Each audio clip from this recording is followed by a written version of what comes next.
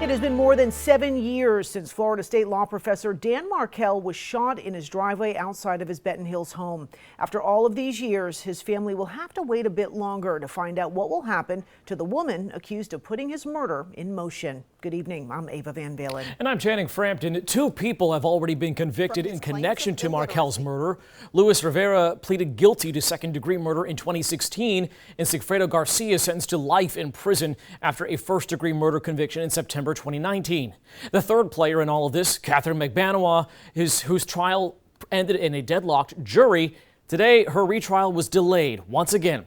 A Leon County judge granted Katherine Magbanua's attorneys more time to review newly added witnesses and prepare for the last-minute additions. Now, instead of going to trial in a couple of weeks, her case will not go before a jury until 2022.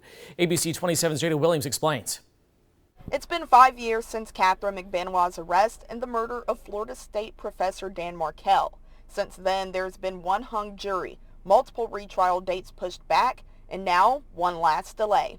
And so unless there are some dire consequences, this will be the COVID situation at that point will not impede the start of this trial.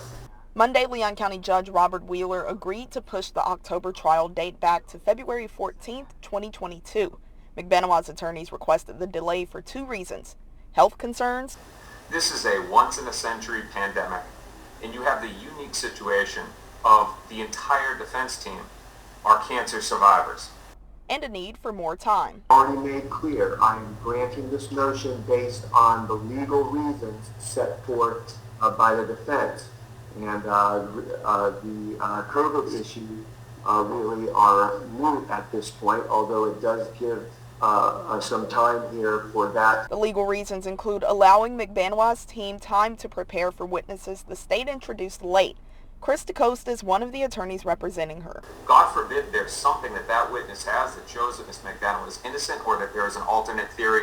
We must depose that witness. We were just given that witness.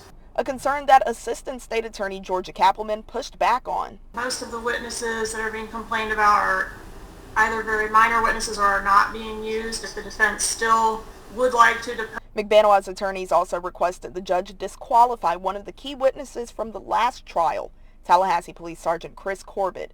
Corbett testified about hours of call logs he went over, logs that Magbanua's other attorney, Tara Kawas, says were inaccurate. What the state is effectively doing here is when it works for their theory, they'll include these calls in their summary, and when it doesn't work for their theory, they leave it out.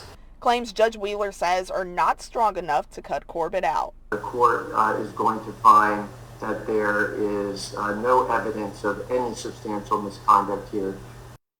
That was Jada Williams reporting there. Katherine Magbanua will remain in the Leon County Jail until her trial in February.